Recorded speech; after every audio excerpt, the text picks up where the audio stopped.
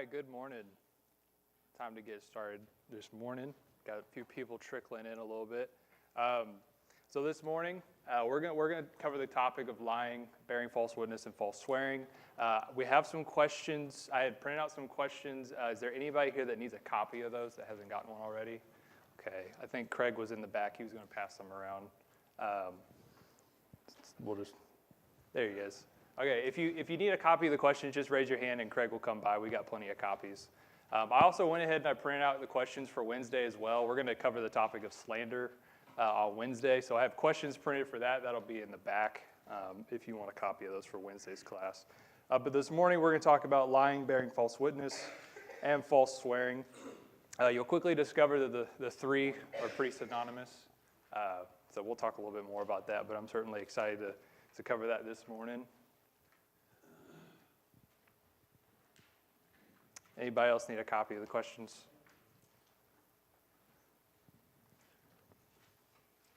Thank you, Craig. Okay, before we get started this morning, I think we should go ahead and get started with a word of prayer. Travis, I'm going to put you on the spot. You mind leading us in prayer? Sure. Our righteous and heavenly Father, you are so great and good. We thank you for your love. We thank you for your thoughtfulness towards us. You have provided and given us good provision for everything that we need. We thank you for this time together this morning to study your word that you have preserved for us, for our goodness, for our completeness, and for our preparation of your Son's return. Help us to give it good attention. Help us to come to it with open hearts and open minds, that we may grow and ask ourselves, what do I need to hear this morning? What do I need to work on for your kingdom? Thank you for men like Caleb and others who are teaching this morning. Thank you for the women who have prepared and the younger classes. We are so richly blessed with people who are willing to give their time and their efforts and their attention to the teaching of our young ones and the adults here.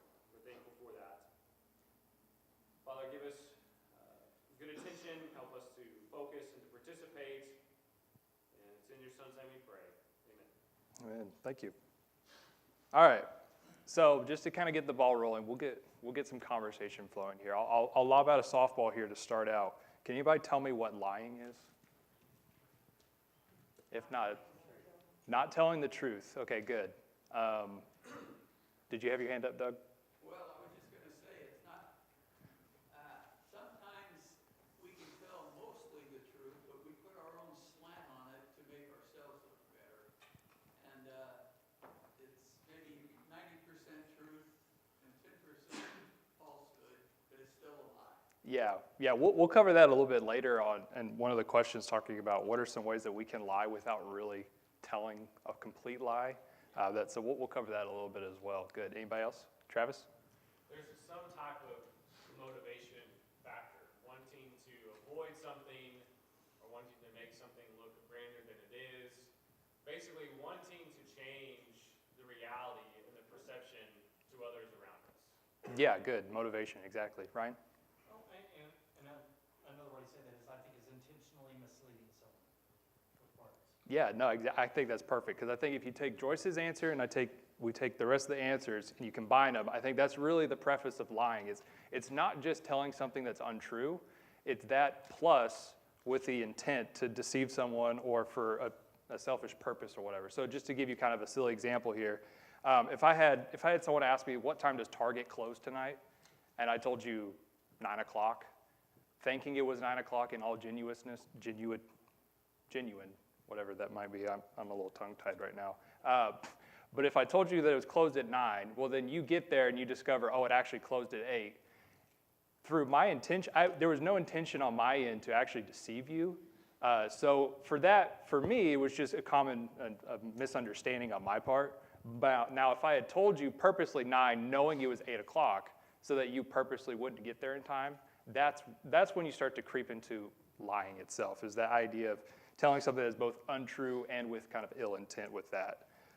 So with that, let's just kind of take a look at some of the scriptures here that the Bible may say here about lying. We're going to kind of fly through these kind of quickly. So if you if you want a copy of this or you want the scriptures or anything like that, you can just get with me after class. But let's just take a look at what some of the scriptures here say about lying. So Psalm 101 and verse 7 says, "No one who practices deceit shall dwell in my house. No one who utters lies shall continue before my eyes."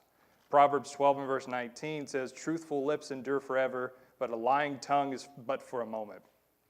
Proverbs 12:22 says, "Lying lips are an abomination to the Lord, but those who act faithfully are in his delight." Ephesians 4:25 says, "Therefore, having put away falsehood, let each one of you speak the truth with his neighbor, for we are members of one another." Colossians 3:9-10 says, "Do not lie to one another, seeing that you have put off the old self with its practices and have put on the new self, which is being renewed in knowledge after the image of its creator."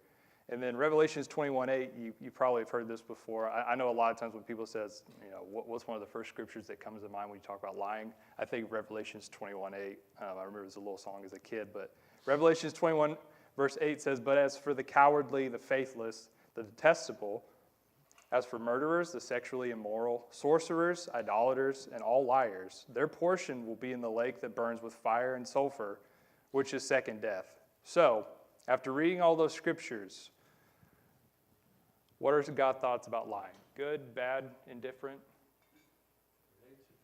He hates it. Yeah, exactly. So let's think of a few examples of people who have lied in the Bible. I mean, anytime you think of human civilization, there's going to be plenty of people who have lied. But can someone give me some examples of people who lied in the Bible? Ananias and Sapphira, Okay. What did Ananias and Sapphira lie about? what they had offered, what they'd given, and whether it was the fullness of what they expressed or not. Right. So in that scenario, it wasn't necessarily that they didn't give everything. It was the fact that they lied, right, to make it seem as if they had given everything, right? Yeah, good. Doug? Well, just going right back to the very beginning, you shall not surely die. Satan, Yeah, Satan was the very first liar in the Bible. the father of all lies. Right, exactly. See, you're looking at my notes, Doug. Satan here, father of lies, John 8, verse 44 talks about that he's the father of lies. Good. Anybody else? Kaylee? Abraham? What did Abraham do? Yeah. Yeah, so what would be the motivation behind that? Yeah, fear, right? Because he was afraid he was going to be put to death, right? Yeah, good. Who else? Callie? Also in the beginning, Adam and Eve lied about not eating the fruit to God. Good. Anybody else? Peter? What? Christ, and so those who made the accusations against him stated that you were with them, and he said he wasn't. Right, yeah. So, I mean, he lied 3 times, so that's triple the offense, right? Good. What else? Can you think of any other examples? Okay, so I have a few additional ones here. We kind of covered them already. Doug mentioned Satan, first instance of lying in the Bible. Kaylee covered Abraham. What about Jacob? Jacob it was an interesting kind of way. The way he deceived his father, he dressed up like his own brother. So I think of Ethan Hunt in Mission Impossible. He was the first one to do it, wearing the goat skin to impersonate Esau, so it's to trick his father. What about Rahab? Rahab, that's always an interesting one to bring up in topics and classes when we talk about lying. What did Rahab do? Hid the spies and then lied about it. Yeah, exactly. So then Ryan talked about Ananias and Sapphira, and then Craig talked about Peter as well. So there's ample instances throughout the Bible of people who are guilty of lying, but let's talk a little bit more about lying itself. So when I think about lying, there's a lot of dangers and there's a lot of consequences that come with lying. What do you think are some of those harms that come as a result of that, Ryan? The number one that's always going to come back to is distrust. It breeds distrust. Yeah. So when I think of a trust, think of it like a house of cards. It's so hard and it takes a lot of time to put together, right? But how easy is it with just one lie to destroy years of trust, right? Good. Anybody else? Travis? Travis? The liar kind of sets his own trap in the sense that if he lies and his intentions are successful, meaning what he was trying to avoid, in the case of maybe danger or harm or some type of embarrassment, if he is successful in lying and then, basically evading this harmful situation, then they don't get the consequences that was actually needed in that instance. So maybe a child is in need of discipline, but that discipline is postponed or maybe missed altogether because of the lie. Maybe the employee who has been cheating, needs to be, called out and needs to repent and move forward, but because of the lies, that's delayed. And so repentance, reconciliation, all of that is delayed because of the lie. Yeah, a lot of times people can get lulled into a sense of security, right? Because they may have gotten away with that lie. And I want to put a pin in that because we'll come back and address that one of the later questions. That's good. Anybody else? Mm-hmm.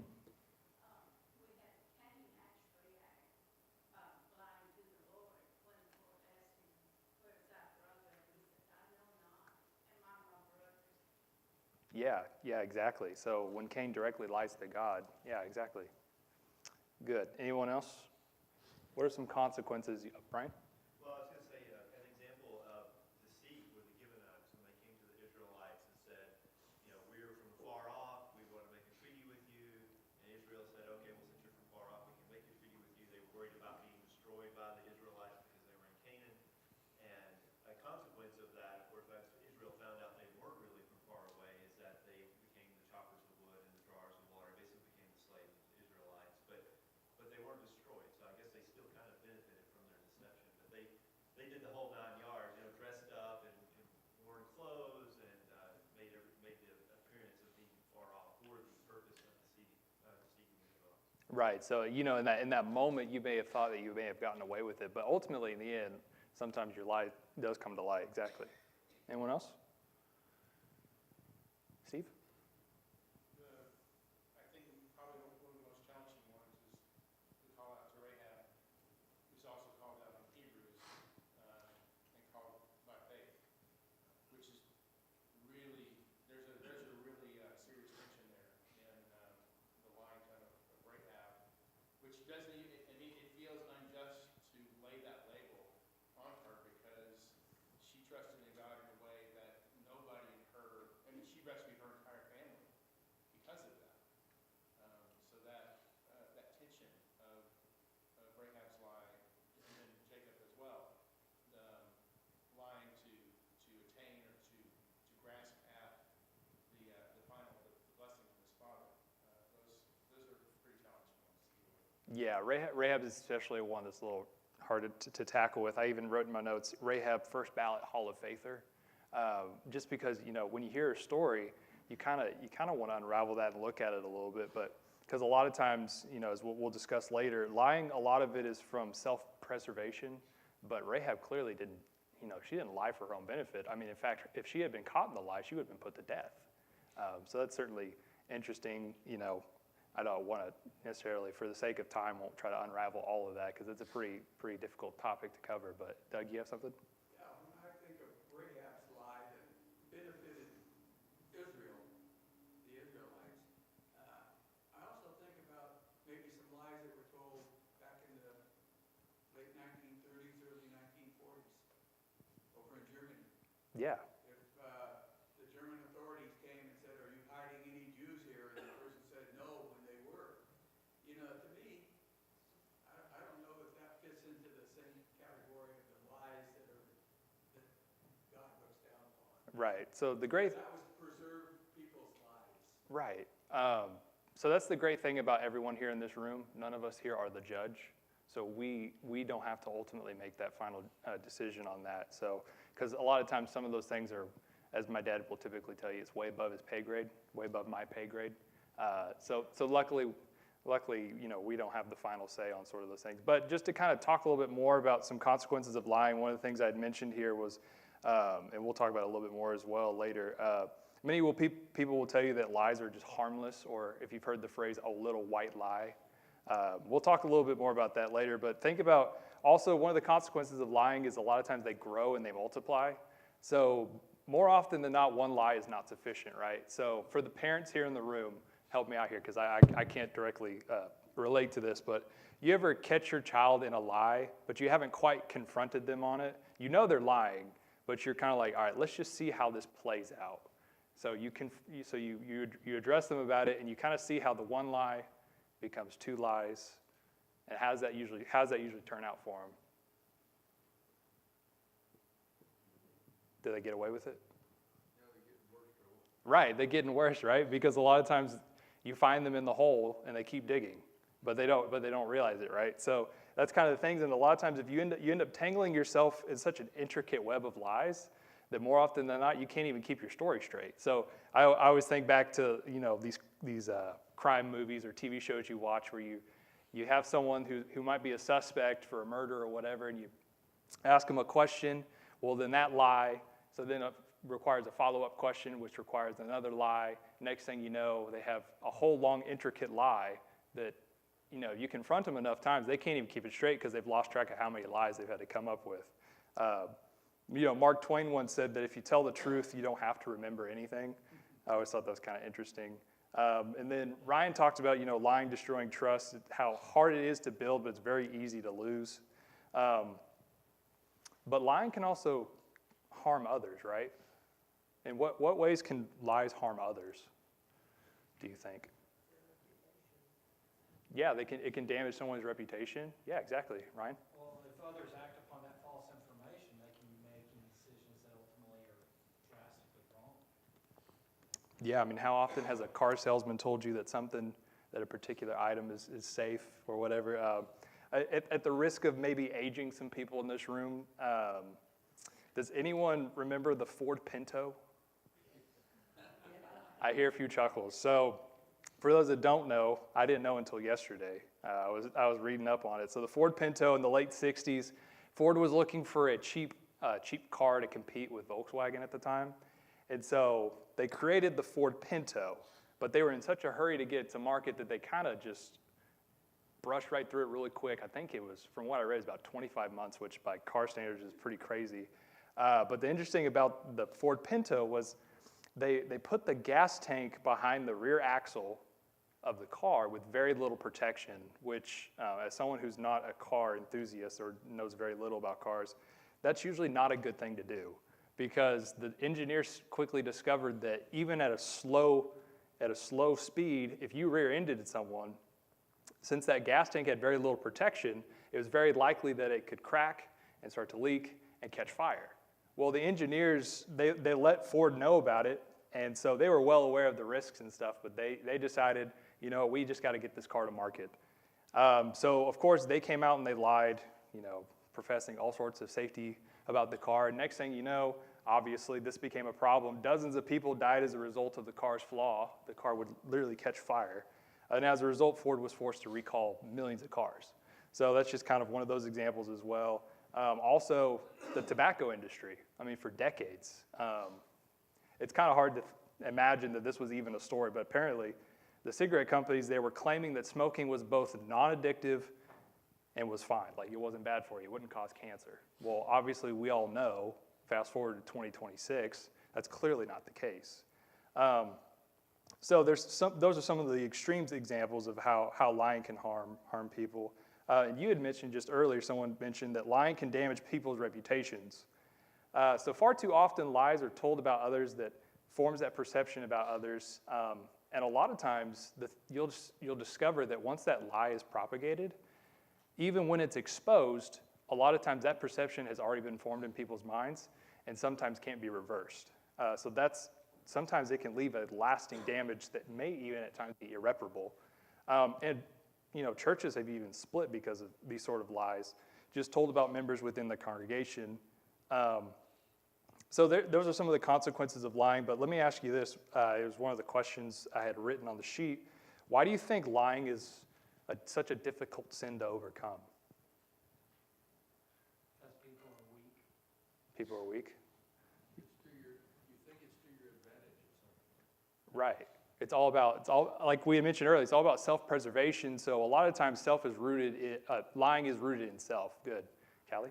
There's some sins that are still like not okay in the eyes of the world, but lying is a lot more normalized than like cheating or stuff like that.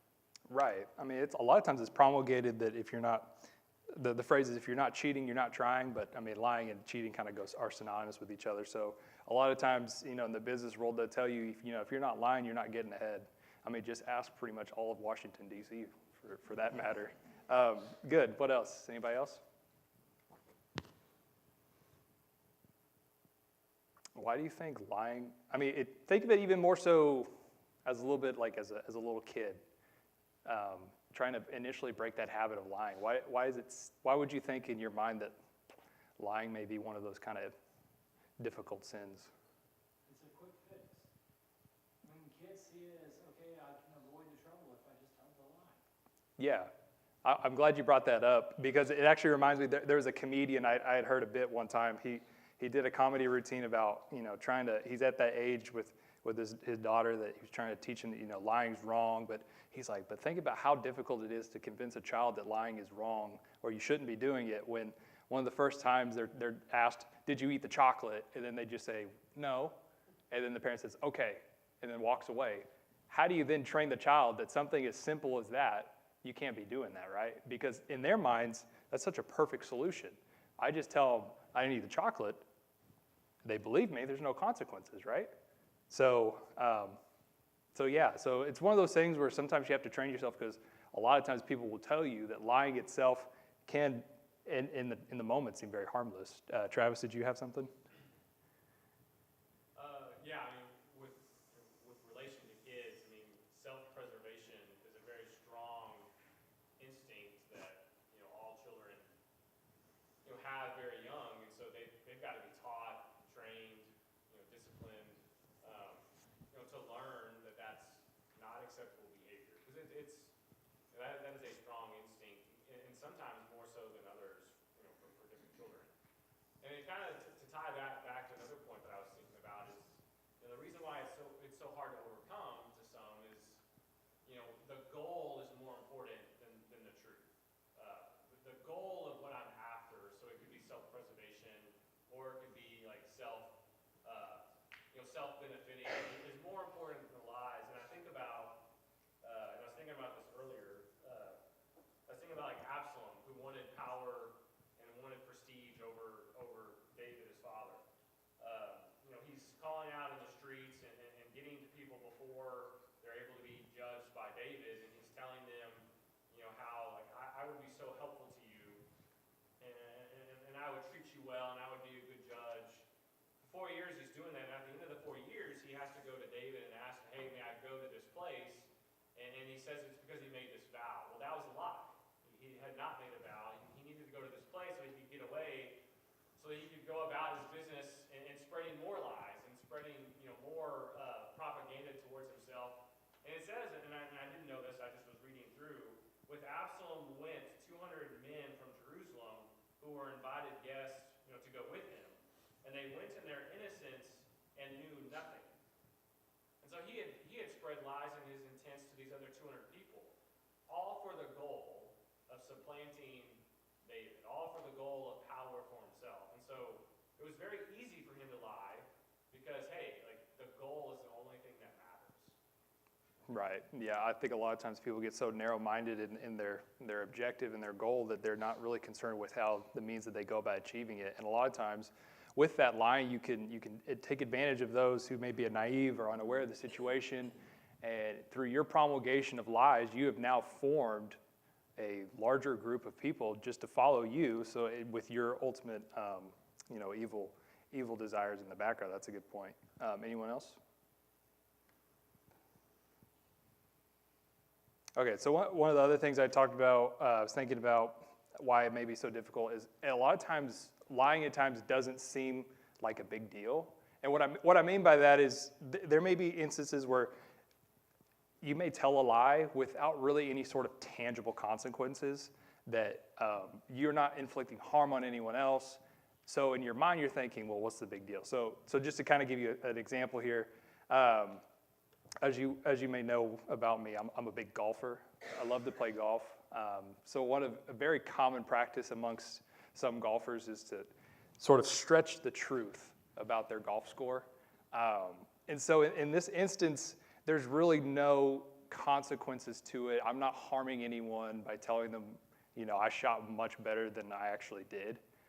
And in that instance, in that scenario, there's not really, while there may not be a tangible consequence, I think what it is really it's more of an underlying issue about the person themselves, whether it's pride or anything like that. So when I bring up that example, because I had a guy I worked with, or I still work with, that I told him I was a big golfer, and he actually loaned me a book that he had about Donald Trump. So this is not meant to be any political thing or anything. But so Donald Trump is an avid golfer, but the whole book is just all about all the things that Trump fabricates in regards to his golf game. It's actually kind of an interesting read, but a lot of times with people like that, they feel the need sometimes to lie about something that really doesn't even better them, or it doesn't even advance them, but a lot of times it just shows an underlying characteristic of the person themselves. And then another instance I was thinking about here is that sometimes we convince ourselves that certain lies are necessary. And then what people like to do is they like to use drastic, extreme examples of that as a way to sort of create a blanket rule for themselves that, well, in this instance, I needed to lie. So therefore, as long as I can justify the reasoning behind the lie, then it's okay. Well, then the issue with that is who gets to decide if the lie is justified, right? So it's kind of a slippery slope to think about there. And then also, one other instance I had is, sometimes we convince ourselves that the lie is not necessarily for our own good, it's for someone else's good, right? We don't want to hurt their feelings. We want to do good by them. So to think of it like this, I'll pick on my mom since she's here in class this morning. What good would it have been for my mom if she had told me my whole life, wow, you're the best singer I've ever heard. You're such a great singer. Now, I think you've all heard me at Kids Corner on Wednesdays, so she would never actually say that to me. But what good would that have done? Would she have been doing me any good if she had told me my whole life, oh, wow, you're the greatest singer I've ever heard? No? You're shaking your head no. Why, Mom? I'm going to put you on the spot. Because I'm building up false expectations and hope for you. Right. Ultimately, it just sets me up for failure, right? I mean, I remember growing up when we were kids, we'd watch American Idol. How many instances do you had people going up there auditioning for American Idol, being told their whole life that they're the next, Josh Groban or Gloria Estefan, and next thing you know, they go up there and they absolutely botch it because they were given a false sense of reality, right? So a lot of times you may be telling yourself that your lie itself is for the betterment of that person, but in reality, ultimately, that may just set them up for failure in the end. Anything else before we move on? Travis? There's several proverbs related to, like, flattery will come from enemies, but a friend will tell you the truth, or tell you a hard thing.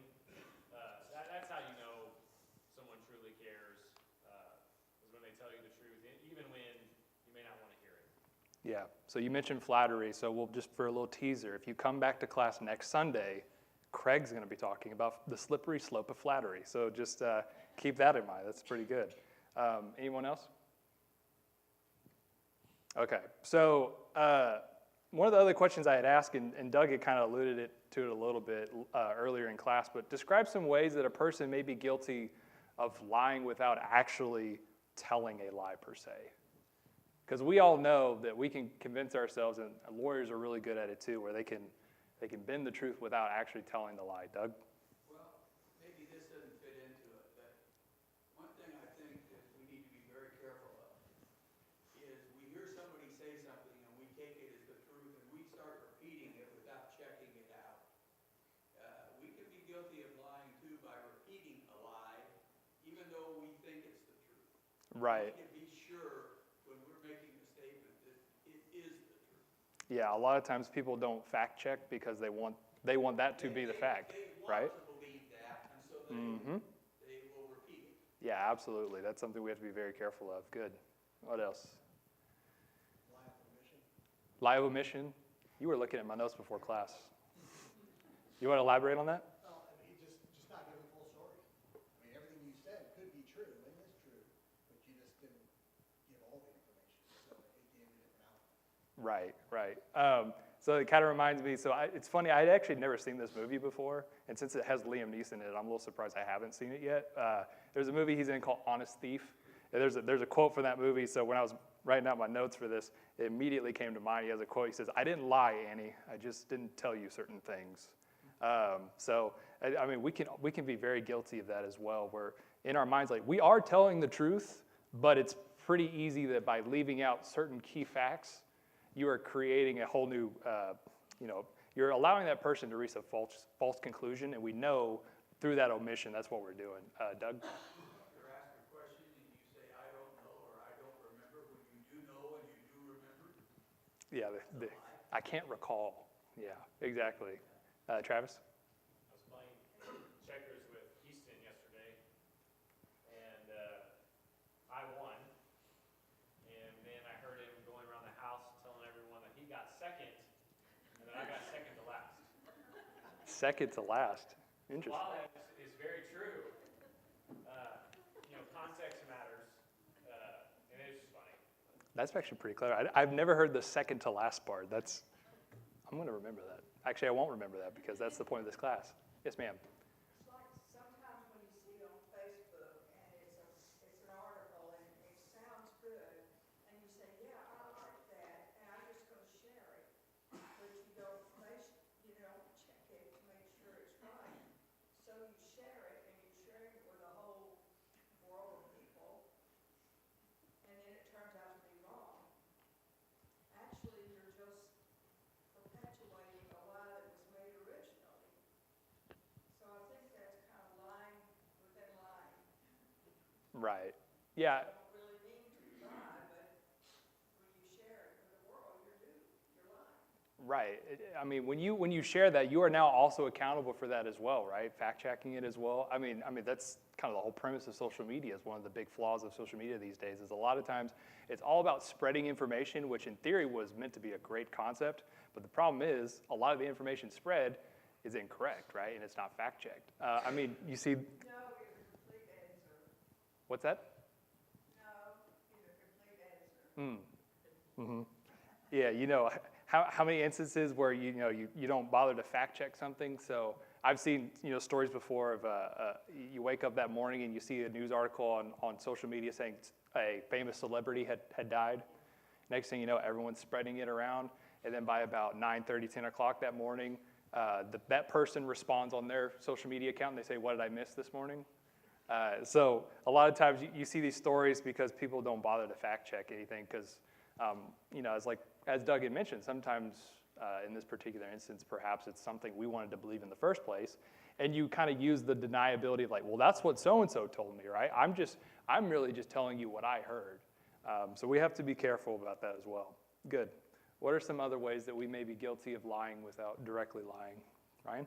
I think sometimes people see things happen and they start to draw conclusions in their lives, maybe about an event or characteristics, and they just make up how those parts connect. And they may speak it as if it was a truth. I think that's easily done too when you're trying to exchange information with people, but somehow, without actually checking on the veracity of everything behind it, it turns into a convoluted bunch of mysteries. Right. Taking every statement of fact that is truth, right, and you combine them all, and then you create it into something that's completely wrong, right? Yeah. Doug, did you have your hand up? No. Okay. Anyone else? What about half-truths? When I say a half-truth, what do I mean by that?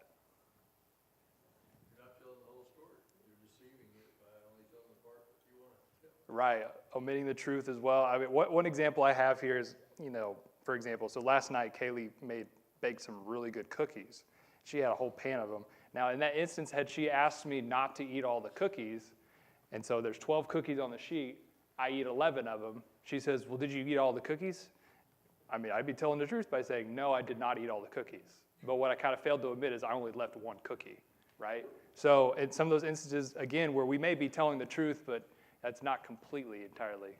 Doug? Well, I don't know if this is really a good example, but my father, not Joyce's father, but my first wife's father, probably graduated high school from a small town in Oklahoma in 1920. Well, he was very proud of the fact that he was valedictorian of his class. Yeah, there were 2 people in the class. He was valedictorian. He didn't always tell you the rest. Did he have the garter and everything with his cap and gown? Yeah, I mean, that's certainly one of those instances. Another instance that comes to mind is I've kind of learned this, you know, as you get a little older, you kind of learn some of the tricks of the trade. But like for advertising for sales, you ever see those where it says like up to 50% off sales? So as a young kid, I thought, oh, I'm going to that place because I'm going to get 50% off of whatever I want, right? But what does that end up being a lot of the times when they say up to 50% off? What ends up typically being the case? One item that's out of stock. Right. It's the one item that either nobody wants or they don't even have in the first place, right? Yeah. So that's kind of one of those things where they tell you, technically it is true. There was an item there that you could get for 50% off, but ultimately they understood that.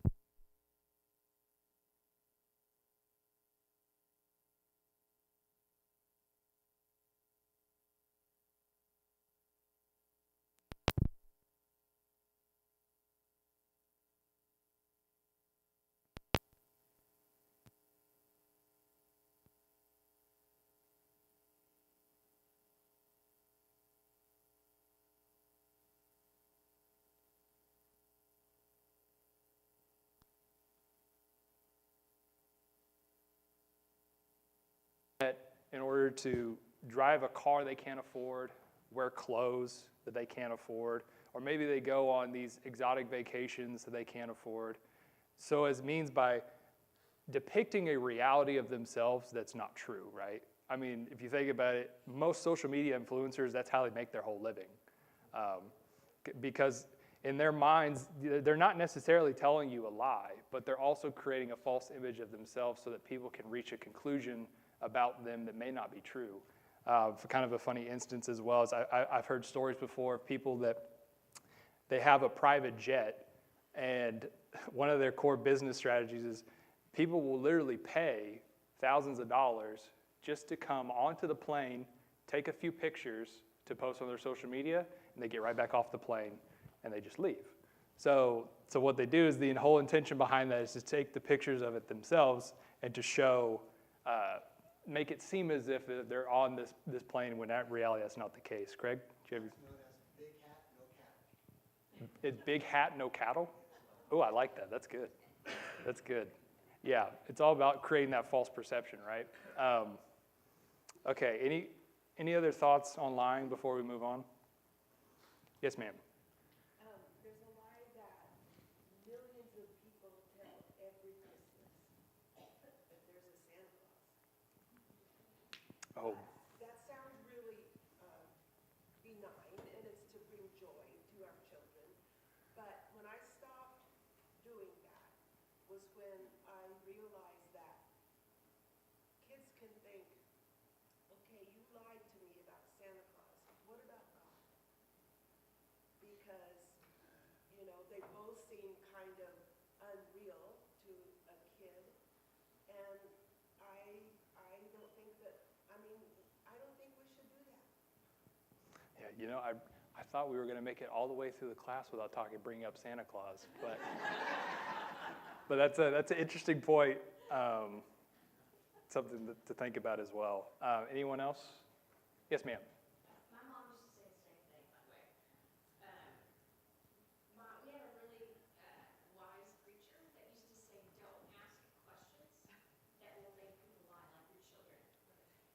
Did you, take the car out, or did you, whatever that's harmless? And you know your kid's gonna lie.